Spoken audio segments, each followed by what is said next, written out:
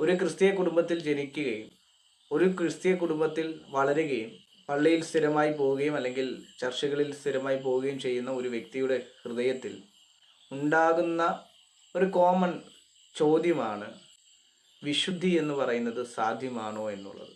വാസ്തവത്തിൽ ഒരു ക്രിസ്തീയ കുടുംബത്തിൽ ജനിച്ചിട്ടുള്ള എല്ലാവരുടെ ഹൃദയത്തിൽ ഉടലെടുക്കുന്ന ഒരു ചോദ്യമാണ് വിശുദ്ധി സാധ്യമോ എന്നുള്ളത്. നമ്മളുടെ പാസ്റ്റേഴ്സ് ആണെങ്കിലും നമ്മുടെ ഉപദേശകന്മാരാണെങ്കിലും ആരായിക്കൊള്ളട്ടെ, വിശുദ്ധ ജീവിതം സാധ്യമാക്കണമെന്നും അങ്ങനെയുള്ള ഉപദേശങ്ങൾ നമുക്ക് തരാറുണ്ട്. എന്നാൽ എൻ്റെ അനുഭവമാണ് ഞാൻ ഈ പറയുന്നത്. വളരെ ചെറുപ്പം മുതലേ ഇങ്ങനെയുള്ള സന്ദേശങ്ങൾ കേട്ട ഒരു വ്യക്തിയാണ് ഞാൻ.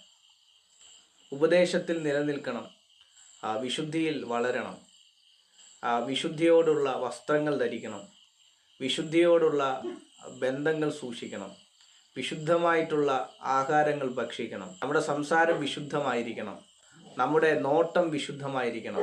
അങ്ങനെ എല്ലാ ഭാഗങ്ങളിലും വിശുദ്ധമായി ജീവിക്കണം എന്നുള്ള സന്ദേശങ്ങൾ ചെറുപ്പം മുതലേ കേട്ട ഒരു വ്യക്തിയാണ് ഞാൻ. എന്നാൽ എങ്ങനെ നമ്മൾ ആ വിശുദ്ധ ജീവിതത്തിലേക്ക് കടക്കും, എങ്ങനെ നമുക്ക് വിശുദ്ധനാകാം എന്നുള്ള സന്ദേശങ്ങൾ വളരെ എനിക്ക് ലഭിച്ചിട്ടില്ല, അല്ലെങ്കിൽ അങ്ങനെ ഒരു സന്ദേശം സംസാരിക്കുന്നില്ല എന്നുള്ളതാണ് വാസ്തവം. ഉദാഹരണം പറഞ്ഞാൽ, ഉപദേശത്തിൽ നിലനിൽക്കണം എന്ന് പറയുന്നവർ ഇവിടെ ഒരുപാട് പേരുണ്ട്. പക്ഷേ എങ്ങനെ നമുക്ക് ഉപദേശത്തിൽ നിലനിൽക്കാം അല്ലെങ്കിൽ എങ്ങനെ വിശുദ്ധനാകാം എന്ന് പറയാറില്ല. അപ്പോൾ പലരും പറയുന്ന ഒരു വാക്കുണ്ട്, വിശുദ്ധ ജീവിതം സാധ്യമല്ല, എല്ലാവരും പാപികളാണ്, എല്ലാവരും അനീതി കെട്ടവരാണ്, എല്ലാവരും അശുദ്ധരാണ്, ഇവിടെ വിശുദ്ധ ജീവിതം നയിക്കാൻ പറ്റത്തില്ല, വിശുദ്ധൻ ഒന്നേ ഉള്ളൂ, അത് യേശു ക്രിസ്തുവാണ്. അതുകൊണ്ട് മനുഷ്യരായി പിറന്നവരെല്ലാം പാപികളായതുകൊണ്ട് മനുഷ്യർക്ക് വിശുദ്ധ ജീവിതത്തിലേക്ക് നയിക്കപ്പെടാൻ അസാധ്യമാണ് എന്ന് പറയുന്ന ദൈവദാസന്മാരും ഉണ്ട്. എന്നാൽ ഇന്ന് എന്നെ കേട്ടുകൊണ്ടിരിക്കുന്ന ശ്രോതാക്കളോട് വളരെ വളരെ വളരെ വ്യക്തമായ നിലയിൽ, എന്നാൽ വളരെ ഈസിയായി ആ ഹോളി ലൈഫിലേക്ക് പ്രവേശിക്കാനുള്ളൊരു ടിപ്പാണ് നമ്മൾ ചിന്തിക്കുവാൻ ആഗ്രഹിക്കുന്നത്. ഒരു പ്രാക്ടിക്കൽ ക്രിസ്ത്യൻ ലൈഫിൽ നമ്മൾ അപ്ലൈ ചെയ്യേണ്ട, ദൈനംദിന ക്രിസ്തീയ ജീവിതത്തിൽ നമ്മൾ അത് പാലിക്കേണ്ട ഒരു മാതൃകാപരമാകുന്ന ഒരു നിർദ്ദേശം. അതുകൊണ്ട് വളരെ പ്രാർത്ഥനയോടെയും ആയിരിക്കുവാൻ ഞാൻ ഓർമ്മിപ്പിക്കുന്നു. ഇതിനെ വിമർശിക്കുന്ന, ഇതിനെ ചോദ്യം ചെയ്യുന്ന അനേകർ എൻ്റെ വീഡിയോ കാണും എന്നെനിക്കറിയാം. എങ്കിലും നിങ്ങൾക്ക് ഉൾക്കൊള്ളാൻ കഴിയുന്നതാണെങ്കിൽ ഉൾക്കൊള്ളുക, ഇല്ലെങ്കിൽ നിങ്ങൾ അത് റിജക്റ്റ് ചെയ്യുവാൻ ഞാൻ ഓർമ്മിപ്പിക്കുന്നു. വിശുദ്ധ ബൈബിളിൽ ദൈവവും മനുഷ്യനും തമ്മിലുള്ള ബന്ധം എന്ന് പറയുന്നത് പുതിയ നിയമത്തിലേക്ക് വന്നപ്പോൾ അതൊരു ദാസനും യജമാനനും തമ്മിലുള്ള ബന്ധമല്ല, അതൊരു കൂട്ടുകാരനോടുള്ള ബന്ധമല്ല, മറിച്ച് അത് അപ്പൻ മക്കൾ എന്ന ബന്ധമാണ് ക്രിസ്തീയ ജീവിതത്തിൽ അല്ലെങ്കിൽ പുതിയ നിയമത്തിൽ ദൈവവും മനുഷ്യനും തമ്മിലുള്ള ബന്ധം എന്ന് പറയുന്നത്. അപ്പനും മക്കളും തമ്മിലുള്ള ബന്ധം. വീണ്ടെടുക്കപ്പെട്ട സഭയെ തൻ്റെ മക്കളാക്കി മാറ്റിയിരിക്കുകയാണ്, ദത്തെടുപ്പ് നടത്തിയിരിക്കുകയാണ് എന്ന് ലേഖനത്തിൽ നമുക്ക് കാണാൻ സാധിക്കും. അപ്പോൾ നാമും ദൈവവും തമ്മിലുള്ള ബന്ധം എന്ന് പറയുന്നത് അപ്പനും മക്കളും തമ്മിലുള്ള ബന്ധമാണ്. അപ്പോൾ ഈ ബന്ധത്തിനകത്താണ് നമ്മൾ വിശുദ്ധി കീപ്പ് ചെയ്യേണ്ടത് എന്ന് നമുക്ക് മനസ്സിലാക്കാൻ സാധിക്കും. ഹോളിനെസ് എന്ന് പറയുന്നത് വളരെ ഇമ്പോർട്ടൻ്റ് ആണ് ബൈബിളിൽ. വിശുദ്ധ ജീവിതം എന്ന് പറയുന്നത് വളരെ ഇമ്പോർട്ടൻ്റ് ആണ്. എന്നാൽ അതിലേക്ക് നയിക്കപ്പെടുന്നത് വളരെ അസാധ്യകരമാണ് എന്നുള്ള ചിന്തയാണ് ആദ്യം നമ്മൾ മാറ്റേണ്ടത്. എല്ലാ മനുഷ്യർക്കും വിശുദ്ധ ജീവിതം നയിക്കുവാൻ സാധിക്കും, എല്ലാ മനുഷ്യർക്കും വിശുദ്ധിയിലേക്ക് പ്രവേശിക്കുവാൻ സാധിക്കും. പക്ഷേ അതിൽ ആദ്യം നമ്മൾ ചേഞ്ച് ചെയ്യേണ്ടത് നമ്മുടെ മനോഭാവമാണ്. എന്താണോ അരുത് എന്ന് പറഞ്ഞത് അതിനെ ചെയ്യുക എന്നുള്ളത് നമ്മുടെ ഒരു ടെൻഡൻസിയാണ്, അല്ലെങ്കിൽ നമ്മുടെ ഹൃദയത്തിൽ അല്ലെങ്കിൽ നമ്മുടെ മനസ്സിൽ നമ്മളിൽ പിശാച് കൊണ്ടുവച്ചിരിക്കുന്ന ഒരു തെറ്റായ പ്രവൃത്തിയാണ്. ദൈവം മനുഷ്യനെ സൃഷ്ടിച്ചു ഏദൻ തോട്ടത്തിലാക്കിയപ്പോൾ മനുഷ്യനോട് ദൈവം പറഞ്ഞ ഒരൊറ്റ കാര്യം, നിങ്ങൾ തോട്ടത്തിന് നടുവിൽ നിൽക്കുന്ന നന്മ തിന്മകളുടെ വൃക്ഷത്തിന്റെ ഫലം തിന്നരുത്, തിന്നുന്ന നാളിൽ നീ മരിച്ചു പോകും. പിശാച് കൊണ്ടുവന്ന് വെച്ചത് ആ പഴം കഴിക്കാം, എന്തുകൊണ്ട് കഴിച്ചുകൂടാ, കഴിക്കാം. അപ്പോൾ ദൈവം പറഞ്ഞിരിക്കുന്ന അരുത് എന്ന് പറയുന്നതിനെ ലംഘിക്കുവാനുള്ള ഒരു സൂചനയാണ്, അല്ലെങ്കിൽ ലംഘിക്കുവാനുള്ള ഒരു പ്രവണതയാണ് മനുഷ്യനിലേക്ക് പിശാച് ഇൻബിൽട്ട് ചെയ്തത്. അപ്പോൾ ഇത് തന്നെയാണ് നമ്മുടെ ഹൃദയത്തിലും കിടക്കുന്നത്. ഇവിടുത്തെ നിയമം, ഹെൽമറ്റ് വെക്കാതെ വാഹനം ഓടിക്കരുതെന്നുള്ള നിയമം, അത് അങ്ങനെ വെച്ചാൽ അല്ലെങ്കിൽ അങ്ങനെ ചെയ്താൽ എന്താകും എന്നറിയുവാൻ വേണ്ടി മനഃപൂർവ്വം നമ്മൾ ഹെൽമറ്റ് വെക്കാതെ വാഹനം ഓടിക്കും. ഇപ്പോൾ അങ്ങോട്ട് നോക്കരുത് എന്ന് ആരെങ്കിലും പറയുകയാണെങ്കിൽ നമ്മുടെ മനസ്സും നമ്മുടെ ഹൃദയവും എല്ലാം അങ്ങോട്ട് നോക്കുവാനുള്ള ഒരു ടെൻഡൻസി, നമ്മൾ അങ്ങോട്ട് നോക്കിയിരിക്കും. ഗൂഗിളിൽ ഇത് സെർച്ച് ചെയ്യരുത് എന്നൊരു നിയമം പുറപ്പെടുവിച്ചു കഴിഞ്ഞാൽ, ഗൂഗിളിൽ ഇത് സെർച്ച് ചെയ്യരുതെന്ന് പറഞ്ഞു കഴിഞ്ഞാൽ നമ്മളത് സെർച്ച് ചെയ്തിരിക്കും. അത് ലോകത്തുള്ള എല്ലാ മനുഷ്യരും അങ്ങനെ തന്നെയാണ്. ട്രെയിനിൽ യാത്ര ചെയ്യുമ്പോൾ ആ ട്രെയിനിൽ ഒരു ചെയിൻ എന്ന് പറയുന്ന സംഭവമുണ്ട്. ആ ചെയിൻ വലിച്ചു കഴിഞ്ഞാൽ എന്ത് സംഭവിക്കുമെന്ന് അറിയുവാൻ വേണ്ടി ചെയിൻ വലിക്കുവാനുള്ള ഒരു ടെൻഡൻസി നമ്മുടെ ഹൃദയത്തിൽ വരും. ഇതെല്ലാം കോമൺ ആയി നമ്മുടെ ഉള്ളിൽ ഉണ്ടാകുന്നതാണ്. അപ്പോൾ ആഴത്തിലേക്ക്, ഒരു കുളത്തിൻ്റെ ആഴത്തിലേക്ക് ഇറങ്ങരുത് എന്നാരെങ്കിലും പറഞ്ഞു കഴിഞ്ഞാൽ, ഇറങ്ങിക്കഴിഞ്ഞാൽ എന്ത് സംഭവിക്കും എന്നറിയുവാൻ വേണ്ടി നമുക്ക് അതിനോടുള്ള ടെൻഡൻസി. അപ്പോൾ അരുതുകളെ ലംഘിക്കുന്ന ഒരു ഹൃദയം നമ്മുടെ ഉള്ളിലുണ്ട്. ഈ അരുതുകളുടെ ലംഘനമാണ് പാപം എന്ന് നമ്മൾ പറയാറുണ്ട്. അരുതുകളുടെ ലംഘനം. അപ്പോൾ അരുതുകളെ ലംഘിക്കുക, അരുത് എന്ന് പറയുന്ന കാര്യങ്ങളെ ലംഘിക്കുക എന്നുള്ളത് നമ്മുടെ ഹൃദയത്തിലുള്ള, നമ്മുടെ ശരീരത്തിലുള്ള, നമ്മുടെ മനസ്സിലുള്ള ഒരു ടെൻഡൻസിയാണ്. പിശാച് ഏതിനിൽ മനുഷ്യന്റെ മനസ്സിലേക്ക് ഇൻബിൽട്ട് ചെയ്ത ഒരു സംഭവമാണ്. ഞാൻ ആ ഭാഗത്ത് നിങ്ങൾക്ക് മനസ്സിലായി എന്ന് ഞാൻ മനസ്സിലാക്കുന്നു. അപ്പോൾ നമ്മുടെ ഉള്ളിലെല്ലാം അരുത് എന്ന് പറയുന്നത് ചെയ്യുവാനുള്ള ഒരു മനസ്സ് നമുക്ക് എപ്പോഴും ഉണ്ട്. അപ്പോൾ അതിൻ്റെ അടുത്ത സ്റ്റെപ്പ് എന്ന് പറയുന്നത്, നമ്മുടെ ചർച്ചകളിൽ, നമ്മുടെ പള്ളികളിലൊക്കെ ചെറുപ്പം മുതലേ നമ്മളെ പഠിപ്പിച്ച ഒരു സംഭവം എന്ന് പറയുന്നത്, അത് ചെയ്യരുത്, ഇത് ചെയ്യരുത്, അതങ്ങനെ പോകരുത്, അത് കുടിക്കരുത്, അത് കഴിക്കരുത്, ആ വസ്ത്രം ധരിക്കരുത്. അപ്പോൾ നിയമങ്ങളാണ് നമ്മളെ വിശുദ്ധിയിലേക്ക് നയിക്കുന്നത് എന്നുള്ള ഒരു തെറ്റായ ചിന്ത നമ്മുടെ ഉള്ളിൽ വന്നു. നിയമങ്ങൾ, ഒരിക്കലും നിയമങ്ങൾ നമ്മളെ വിശുദ്ധിയിലേക്ക് നയിക്കുന്നില്ല. ആ സിനിമ കാണരുത്, ഇന്ന സിനിമ നിങ്ങൾ കാണരുത്, അത് തെറ്റാണ് എന്ന് നമ്മുടെ മുമ്പിൽ ഒരു നിയമം വെച്ച് കഴിഞ്ഞാൽ നമ്മൾ ആ സിനിമ കണ്ടിരിക്കും. ആ പാട്ട് നിങ്ങൾ കേൾക്കരുത്, ആ സ്ഥലത്ത് നിങ്ങൾ പോകരുത് എന്ന് നമ്മളോടൊരു നിയമം വെച്ച് കഴിഞ്ഞാൽ നമ്മൾ ആ സ്ഥലത്ത് പോയിരിക്കും. അതെന്താണ് അങ്ങനെ പറയാനുള്ള കാരണം എന്ന് നമ്മൾ ചെയ്തിരിക്കും. ഇപ്പോൾ മോഹിക്കരുത് എന്നൊരു നിയമം വന്നതുകൊണ്ടാണ്, പൗലോസ് തന്നെ പറയുന്നുണ്ട്, മോഹിക്കരുത് എന്നൊരു നിയമം വന്നതുകൊണ്ടാണ് നമ്മൾ മോഹിക്കുന്നത്. അപ്പം നിയമം നമ്മളെ എപ്പോഴും ആ നിയമം തെറ്റിക്കുവാനുള്ള ഒരു പ്രവണത നമ്മുടെ ഉള്ളിലുണ്ടാകും. നമ്മുടെ സഭകളിലെല്ലാം പാസ്റ്റേഴ്സ് വിശുദ്ധീകരിക്കുവാനുള്ള മെസ്സേജ് എന്ന് പറഞ്ഞുകൊണ്ട്, അല്ലെങ്കിൽ ഉപദേശത്തിൽ നിലനിർത്തുവാനുള്ള മെസ്സേജ് എന്ന് പറഞ്ഞുകൊണ്ട് കുറേ നിയമങ്ങൾ കൊണ്ടുവയ്ക്കുകയാണ്. നമ്മൾ അങ്ങനെ ചെയ്യരുത്, ഇങ്ങനെ ചെയ്യരുത്, ആ കൂട്ടുകെട്ടിൽ പോകരുത്, ഈ കൂട്ടുകെട്ടിൽ പോകരുത്, അത് ചെയ്യരുത്, ഇത് ചെയ്യരുത്, ആ ഷർട്ട് ഇടരുത്, ഈ ഷർട്ട്. ഭാഗികമായിട്ടുള്ള നിയമങ്ങൾ തന്നിട്ട് ഭാഗികമായി നമ്മളെ നോക്കുമ്പോൾ വിശുദ്ധനാണെന്ന് തോന്നുന്ന രീതിയിൽ നമ്മളെ ആക്കി വെക്കുകയാണ് രീതി എന്ന് പറയുന്നത്. അതായത് ഒറ്റ നോട്ടത്തിൽ കണ്ടു കഴിഞ്ഞാൽ വിശുദ്ധനാണെന്ന് തോന്നും. രീതിയിൽ വസ്ത്രം ധരിക്കണം, ഈ രീതിയിൽ സംസാരിക്കണം, ഈ രീതിയിൽ പെരുമാറണം, ഈ രീതിയിലുള്ള പേഴ്സണാലിറ്റി നിങ്ങൾക്കുണ്ടെങ്കിൽ നിങ്ങൾ വിശുദ്ധരായി.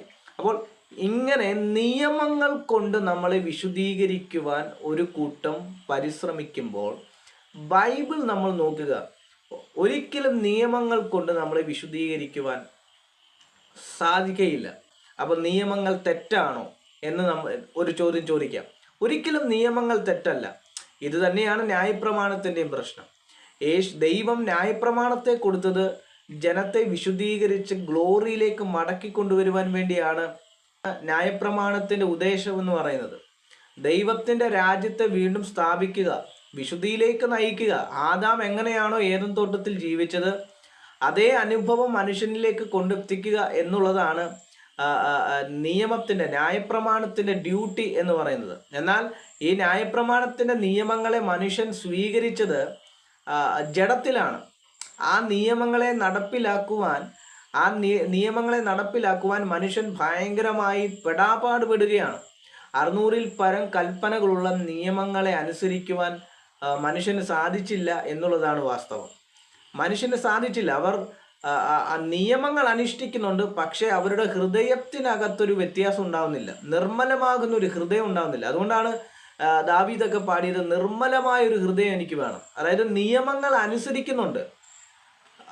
ഒറ്റ കാഴ്ചയിൽ പരീശന്മാർ നിയമങ്ങൾ അനുസരിക്കുന്നുണ്ട്, പക്ഷേ യേശു അവരെ നോക്കി പറയുകയാണ്, നിങ്ങളുടെ വാ ശവക്കുഴി പോലെയാണ്, നിങ്ങളുടെ അധരം ശവക്കുഴിയാണ്. അപ്പോൾ അവരുടെ ഹൃദയത്തിൽ ഇതില്ല, വിശുദ്ധിയില്ല.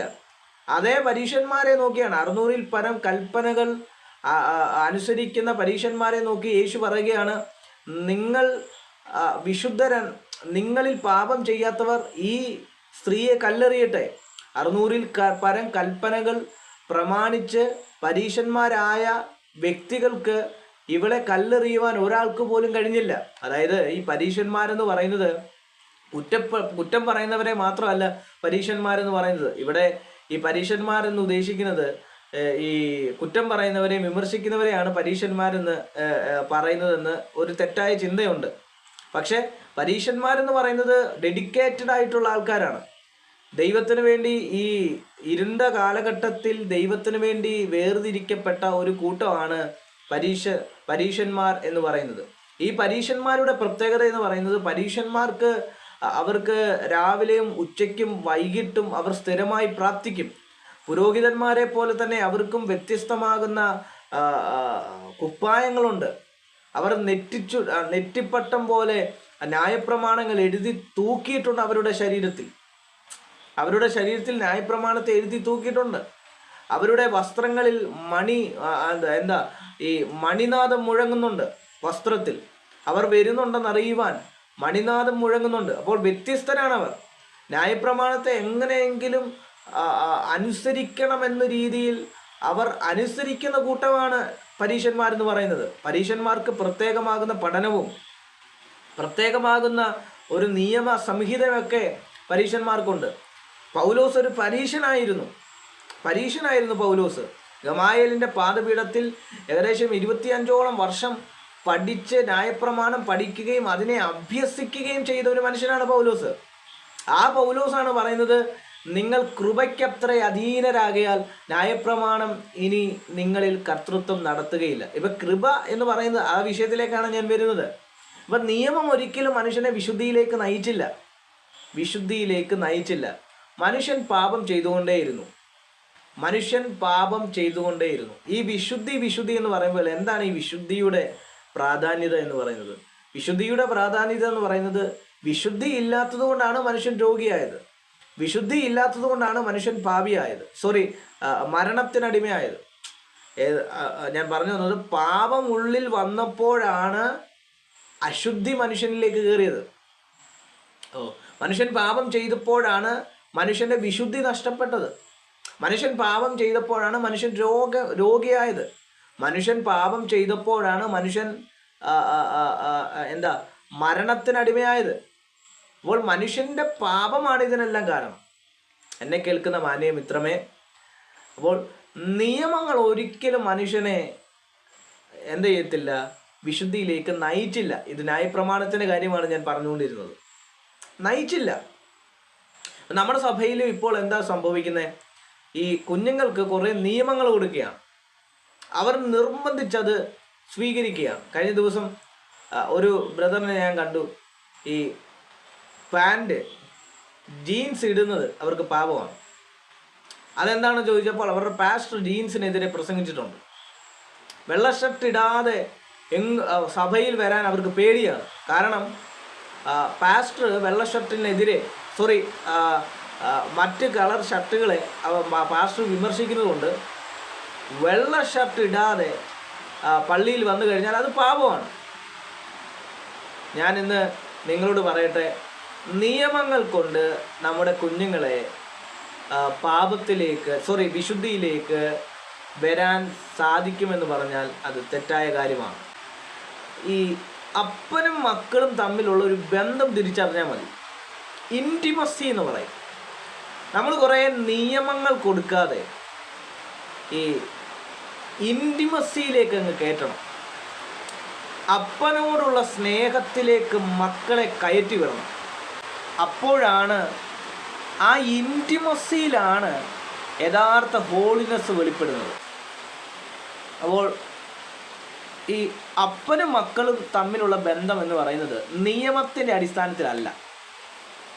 ഇപ്പം ദാസനും യജമാനനും, പഴയ നിയമത്തിലേക്ക് നോക്കുമ്പോൾ തന്നെ ദാസനും യജമാനനും തമ്മിലുള്ള ബന്ധമായിരുന്നു പഴയ നിയമത്തിൽ. പക്ഷെ പുതിയ നിയമത്തിലേക്ക് വന്നപ്പോൾ അപ്പനും മക്കളും തമ്മിലുള്ള ബന്ധമാണ് പുതിയ നിയമത്തിലേക്ക് വരുമ്പോൾ. അപ്പോൾ ഈ അപ്പനും മക്കളും തമ്മിലുള്ള ബന്ധം നിയമത്തിൻ്റെ അടിസ്ഥാനത്തിലല്ല. അതുകൊണ്ടാണ് ന്യായപ്രമാണത്തെ നിവർത്തീകരിച്ചു എന്ന് പറയാനുള്ള കാരണം. ന്യായപ്രമാണത്തെ നീക്കി എന്ന് തന്നെ ബൈബിളിൽ വാക്യമുണ്ട്.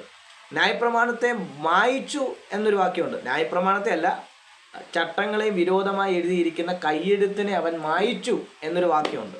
അപ്പോൾ ന്യായപ്രമാണത്തെ മായിച്ചു, ന്യായപ്രമാണത്തെ നീക്കി, ന്യായപ്രമാണത്തെ നിവർത്തിച്ചു എന്നൊരു വാക്യം എന്നൊക്കെയുള്ള അർത്ഥം വരുന്ന വാക്യങ്ങൾ ബൈബിളിലുണ്ട്.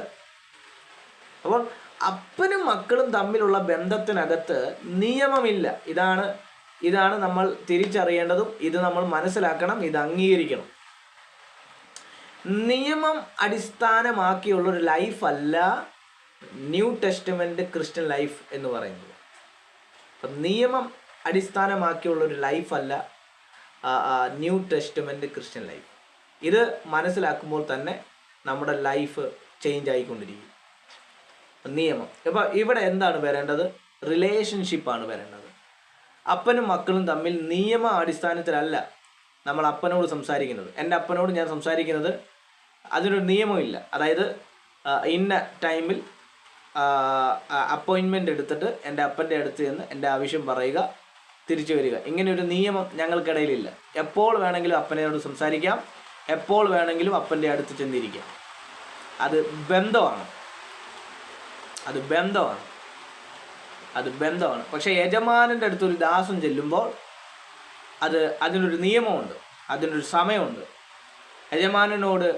യജമാനൻ ദാസനും തമ്മിലുള്ള റിലേഷൻഷിപ്പ് എന്ന് പറയുന്നത് ഒരു നിയമത്തിനെ അടിസ്ഥാനമാക്കിയാണ്. പക്ഷെ അപ്പനും മക്കളും തമ്മിലുള്ള ബന്ധം എന്ന് പറയുന്നത് നിയമത്തിനെ അടിസ്ഥാനമാക്കിയല്ല. അപ്പോൾ അപ്പനോടുള്ള സ്നേഹത്തെ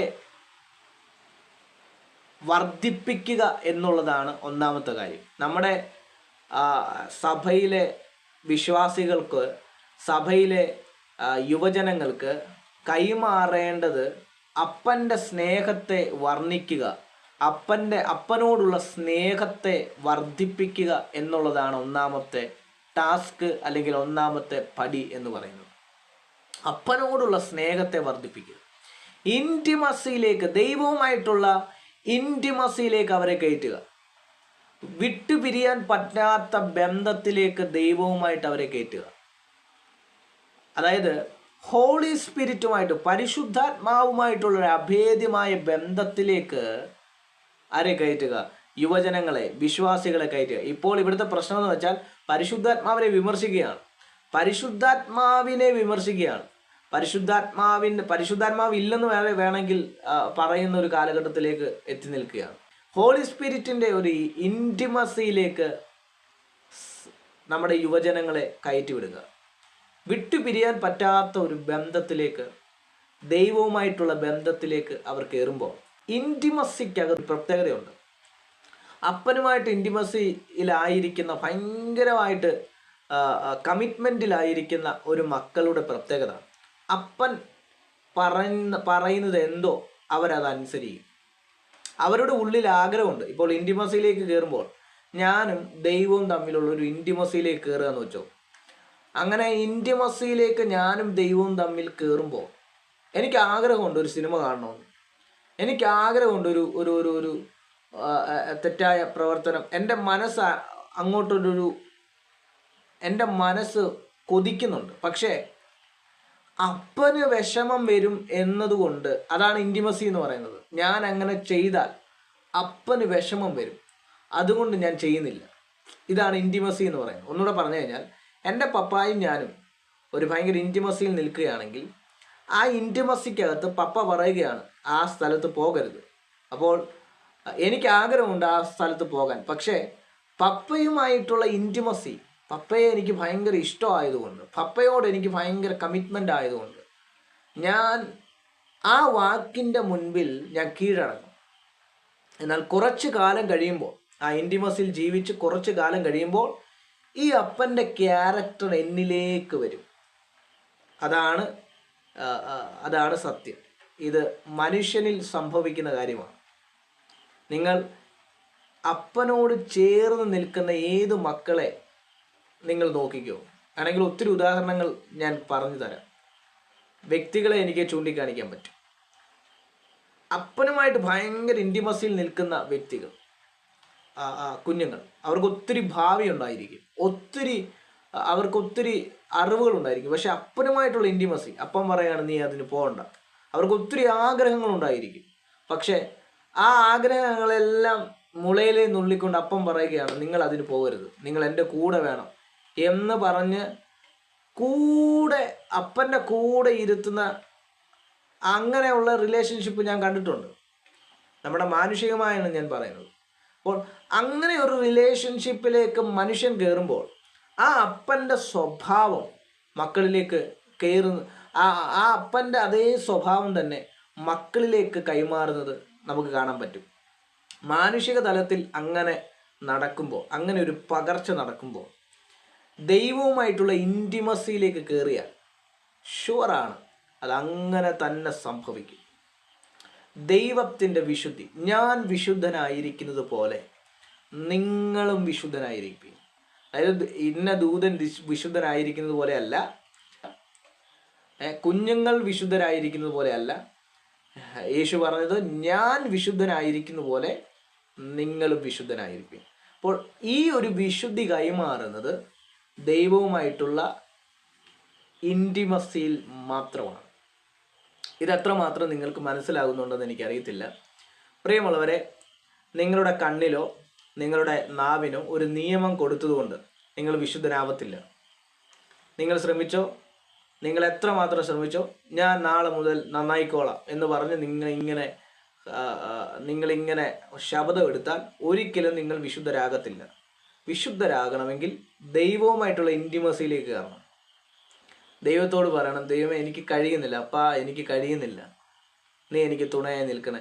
ഈ ദൈവവുമായിട്ടുള്ള ഇൻറ്റിമസിയിലേക്ക് അങ്ങോട്ട് കയറിയാൽ ദൈവത്തെ പിരിഞ്ഞൊന്നും ചെയ്യാൻ പറ്റത്തില്ല എന്നുള്ളൊരു ബന്ധത്തിലേക്ക് നിങ്ങൾ കയറിയാൽ, ദൈവത്തെ അങ്ങ് ഭയങ്കരമായിട്ട് സ്നേഹിച്ചാൽ, ദൈവത്തെ ദൈവമായി കാണാതെ ദൈവത്തെ അപ്പനായി കണ്ടുകൊണ്ട് നിങ്ങൾ സ്നേഹിച്ചാൽ, അപ്പൻ ഇഷ്ടമല്ലാത്തതൊന്നും ചെയ്യാൻ നിങ്ങൾക്ക് തോന്നത്തില്ല. ആ ഹോളി സ്പിരിറ്റിൻ്റെ കൺട്രോളിങ് നിങ്ങൾ നടക്കും.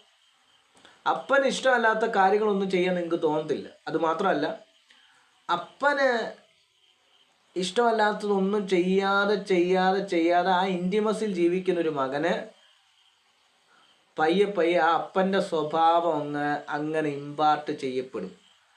ആ അപ്പൻ്റെ സ്വഭാവം അവനിലേക്ക് കൈമാറുവാനിടയാകും. ഇതെത്രമാത്രം നിങ്ങൾക്ക് മനസ്സിലായി എന്നെനിക്കറിയില്ല. ഇതാണ് വാസ്തവം. അതുകൊണ്ട് ഈ ദിവസങ്ങളിൽ ആ രീതിയിൽ നമ്മൾ നമ്മുടെ ലൈഫിനെ ചേഞ്ച് ചെയ്യുക. കൂടുതൽ ഇനിയും കുറേ വിഷയങ്ങൾ നമ്മൾ ഈ പ്രാക്ടിക്കൽ ക്രിസ്ത്യൻ ലൈഫ് എന്ന വിഷയവുമായി ബന്ധപ്പെട്ട് നമ്മൾ സംസാരിക്കും. ഇതൊരു തുടക്കം മാത്രമാണ്. ഇതിനെക്കുറിച്ചും കൂടെ വിശദീകരിച്ച് നമുക്ക് അടുത്ത ദിവസങ്ങളിൽ സംസാരിക്കാം. കർത്താവ് അനുഗ്രഹിക്കട്ടെ. God bless you. ആമേൻ.